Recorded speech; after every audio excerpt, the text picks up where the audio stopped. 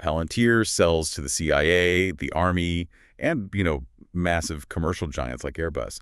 But how does a company that is essentially selling to global spy agencies and multinational corporations actually get paid? Right, yeah. That's kind of the multi-billion-dollar question. Because it's not normal software. No, Yeah. not at all. When you're dealing with entities of that scale and, that level of extreme secrecy, the standard software subscription model, like what you and I use for Netflix or whatever, Yeah. it just doesn't apply. You can't just charge the Pentagon a flat monthly fee for a basic software license. Right, right. And for you listening, understanding this specific money-making engine is really the absolute final puzzle piece to truly understanding Palantir as an entity. Yeah, the final piece of the puzzle. Exactly. This is part 5, the grand finale of our Palantir series. And today, we are completely ignoring the architecture, the history, the macro-level global impact. Today, we're strictly talking business, revenue, and how they actually keep the lights on. Which is such a fascinating pivot because behind all that high-level intelligence work, they use a highly specific 3-phase business system. Okay. And it's a system that clients almost never escape. Wait, you say inescapable like it's a trap. I mean, it functions very much like a trap, but the brilliant, somewhat counterintuitive part of this model is that the clients actually want to be caught in it. That's wild. Yeah. Okay, so how does it work? So Palantir breaks this down into 3 distinct phases: acquire, expand, and scale. Let's start by unpacking phase 1, which is acquire. They don't use a traditional sales team for this. They use something they call the AIP Bootcamp. Okay, I have to push back on that immediately. Because when I hear the word bootcamp, I picture, like, people doing burpees in the mud at 5 a.m. Right. Or maybe, like, an intensive 3-week coding class. How on earth does a bootcamp replace enterprise-level business-to-business software sales? Well, to understand why it's so disruptive, we kind of have to look at what it's replacing. Think about how a traditional software sales cycle normally plays out for a major corporation. Let's say you're the chief information officer of a Fortune 500 logistics company, and your supply chain is an absolute mess. What are your next 12 months going to look like? Oh, man, it's usually a brutal, drawn-out nightmare. First, my internal team spends like 6 weeks just drafting a massive request for proposal. We send that out. Then half a dozen different vendors fly into town. Yep, they bring the slick PowerPoint decks. The PowerPoints, the steak dinners, the rounds of golf. They bring me into a conference room and show me this beautifully polished demo environment. Yeah. But the catch is always that the demo uses fake, perfectly clean, sanitized data. Precisely. It looks flawless in the sandbox. But what happens after you actually sign the contract? The reality hits. My IT team spends the next 8 months pulling their hair out, trying to connect this shiny new software to our legacy databases that haven't been updated since, like, 2008. Oh. And by the time we actually get it running, a year has passed, we're $1 million in the hole, and we're just praying it delivers half of what the sales guy promised. Exactly. That is the old B2B standard. Now, let's look at the Palantir AIP Bootcamp way.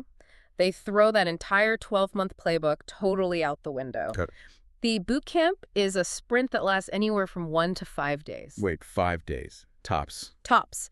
And they tell you, the CIO, to bring your actual data, the messy, unstructured, terrifyingly complex real-world data that is actually keeping you up at night. No fake sandbox environments. I mean, that takes an unbelievable amount of confidence to look a Fortune 500 executive in the eye and say, bring us your absolute worst, most broken data problem. It's a massive flex. It really is. So you show up on Monday morning, you sit down with their engineers, and over the course of those 5 days, you don't look at a single slide deck. Not one. Not one. Palantir engineers physically build a working artificial intelligence tool right there on the spot, tailored specifically to that messy data you brought them. Yeah.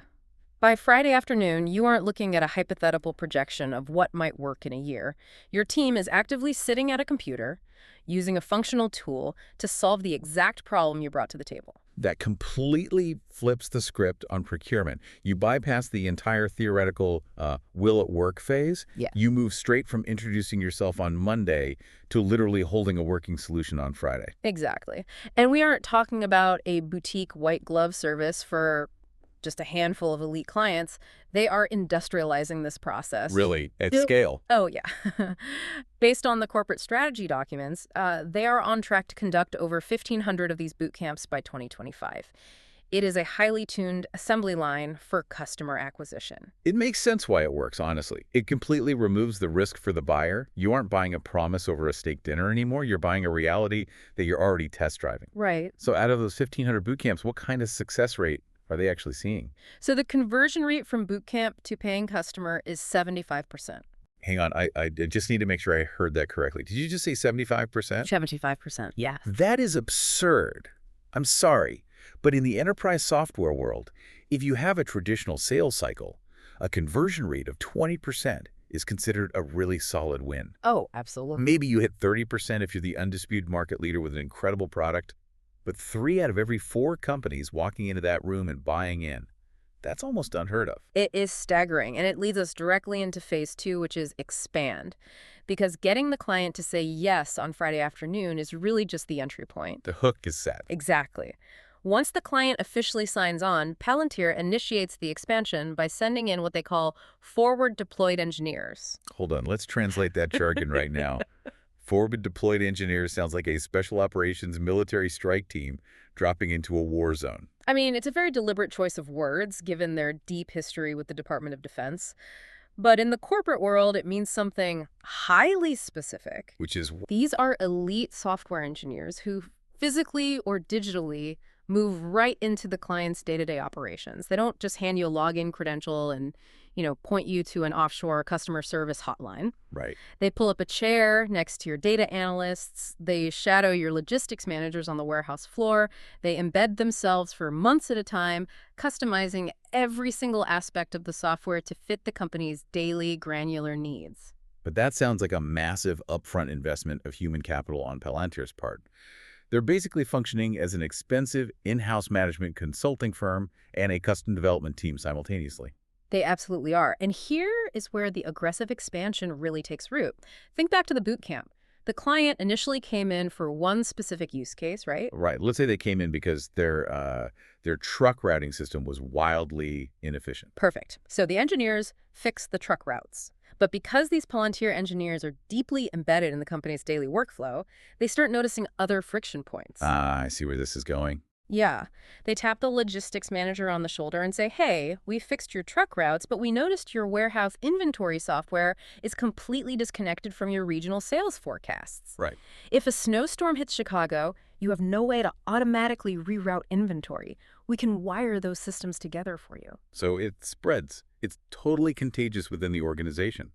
One department's solution naturally bleeds into the next department's problem. Precisely. One use case turns into 3. 3 use cases turn into 10. Before the executive suite even realizes the full scope of what's happening, the software has woven itself into the very fabric of how the institution operates at a molecular level. The analogy that comes to mind here, and it's one I think perfectly captures the gravity of this, is that the software stops being just a tool in a corporate toolbox. You can easily throw away a hammer and buy a new one. But over those months of expansion, the software actually becomes the institution's central nervous system. That is a phenomenal way to frame it. And it brings us back to that idea of the trap we mentioned earlier. Right, which I want to push back on because this sounds terrifying. So once you're in, and the software is your nervous system, you essentially can't leave. That is the reality. Once Palantir has expanded to that degree across multiple departments, switching away from them ceases to be a technology problem. It evolves into a massive organizational problem. That's a really crucial distinction for the listener. Break that down. Explain the difference between a technology problem and an organizational problem in this context. Sure. Think about it like this. If you want to switch your entire company's email provider from Microsoft Outlook to Google Workspace, that's a technology problem. Okay. It's incredibly annoying. Your IT department will complain loudly. Some emails might bounce for a day, but the company still fundamentally functions. People still know how to type an email. Right. Business goes on. Exactly. But if you try to rip out Palantir after they've completed phase 2, you aren't just changing a software interface. Going back to your analogy, you are surgically removing your own nervous system. Because the software is now the entity making the micro connections between the warehouse inventory, the trucking routes, and the sales team. The human employees don't even remember how to make those connections manually anymore. You hit the nail on the head. If you unplug it, the supply chain team goes completely blind. Bob in accounting can't reconcile his invoices because the automated data flow he relies on is gone. Oh, man. Yeah, the logistics managers freeze because the predictive software making their daily micro decisions just simply vanished. Removing the software would fundamentally break the company's ability to operate and generate revenue. Okay, if I'm a CEO or sitting on a board of directors, realizing that a third-party vendor has essentially become my brainstem would trigger absolute panic. You would think so. That is a massive vulnerability. What happens if Palantir decides to double their prices? What if there's a dispute? You are completely at their mercy. Why don't these massive companies fight back against being locked in like this? That's basically the most common critique of the model. But looking at the case studies, the answer is surprisingly simple. They tolerate it because it works too well. Really? Just because it works? Yeah. The software is so deeply tailored, so flawlessly customized by those embedded engineers, that it becomes an engine for massive efficiency. It makes the company faster, far more competitive, and significantly more profitable. So they don't mind the trap, because the trap happens to be a highly optimized, incredibly comfortable fortress. Exactly. The sheer cost of leaving, not just the financial cost of breaking a contract, but the unimaginable operational chaos of retraining thousands of employees to work without their nervous system, it far outweighs the cost of just staying put and paying the subscription fee. Which brings us perfectly to phase 3, which is scale. This is the ultimate profit engine. This is where that inescapable dependency starts generating massive compounding amounts of money. Oh, absolutely. Because eventually the heavy lifting of phase 2 has to end, right? It does. The intensive customization phase concludes, the nervous system is fully wired, and the client's internal team is finally able to run the software independently. Bro. At this point, Palantir initiates the most important step for their own bottom line. They pull their forward-deployed engineers out of the client's office.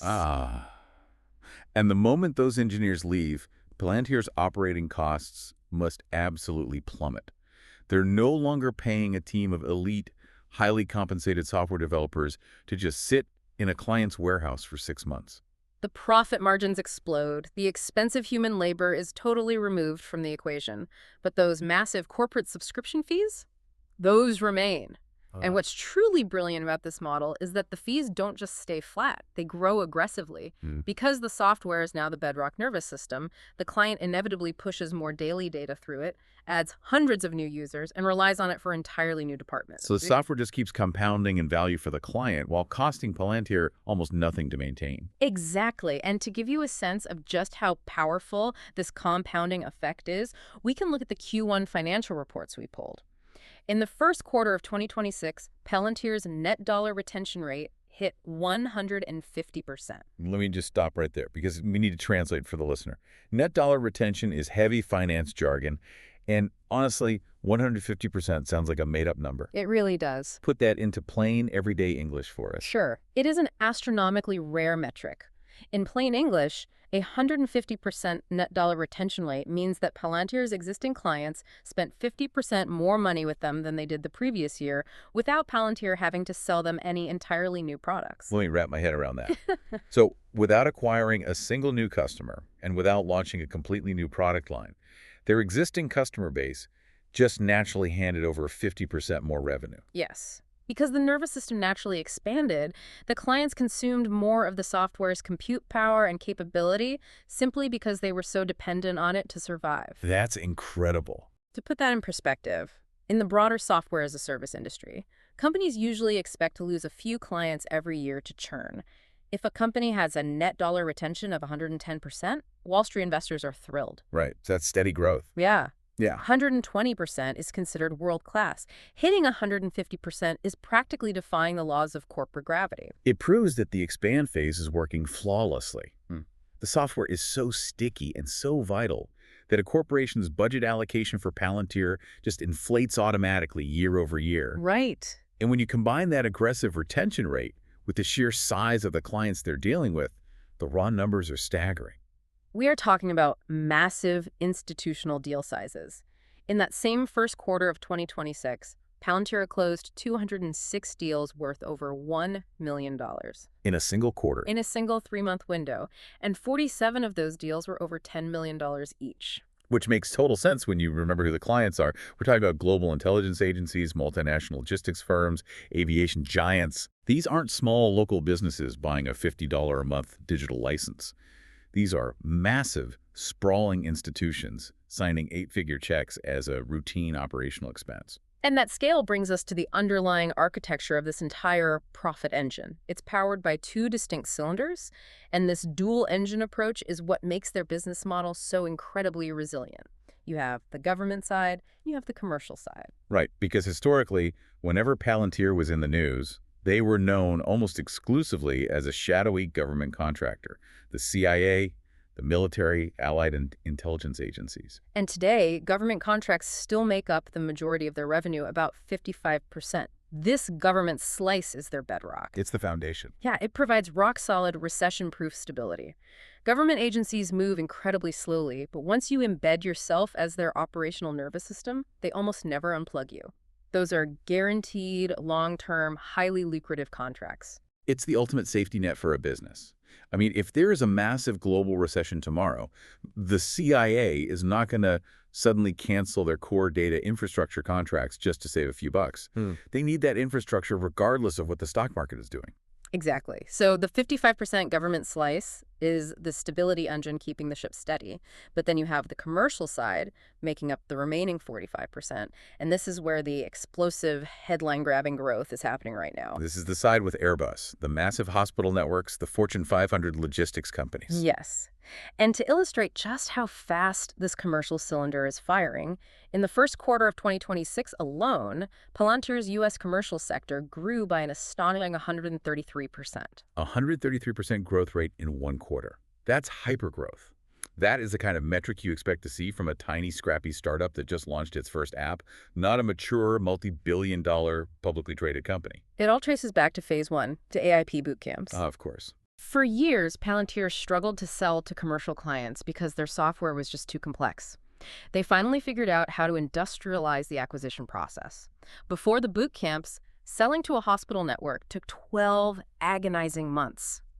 Now, they bring the hospital's messy data into a room, and it takes 5 days. They completely unblocked their own bottleneck. So, synthesizing this entire journey, the genius of this business model is the sequence itself. It is a perfectly engineered, ruthless funnel. It really is. You get the client in the door incredibly fast by solving a terrifying real-world problem in just 5 days, completely de-risking the purchase. Then, you send your elite engineers in to aggressively embed the software until it becomes the institutional nervous system. Yep. And finally, you pull your expensive human labor out and just sit back, reaping compounding rewards as the client scales and hands over 50% more money every single year. It fundamentally reframes how we have to look at this organization. They aren't just selling a software product off a digital shelf. They are selling an operational dependency. Which leaves us with a fascinating and maybe slightly unsettling reality to consider. I want to leave you, the listener, with a final thought to mull over. If a single company's software becomes the literal, inescapable nervous system of global spy agencies, multiple branches of the military, and the world's largest Fortune 500 corporations, at what point does a vendor stop being just a software company and start becoming an invisible, permanent partner in running the world? It raises a really profound question about the nature of power and modern infrastructure. Because ultimately, if you control the nervous system, you indirectly hold a massive amount of influence over the organism itself. It absolutely does. Yeah. And with that thought, we have reached the end of our journey. This officially wraps up our 5-part Palantir series. Yeah. We've gone from the core architecture through the complex history, navigated the controversies, explored the modern military applications, and today, finally unpacked the inescapable money machine. It's been quite a ride. There's always more to learn as these technologies evolve, but I think we've provided a solid foundation to understand what this company actually is, far beyond the sensational headlines. For you listening, we want to hear from you. Tell us down in the comments which company you want us to break down next. What giant, complex, or opaque organization is out there that you want us to completely demystify? Let us know. This is ELI5 Podcast. See you next time.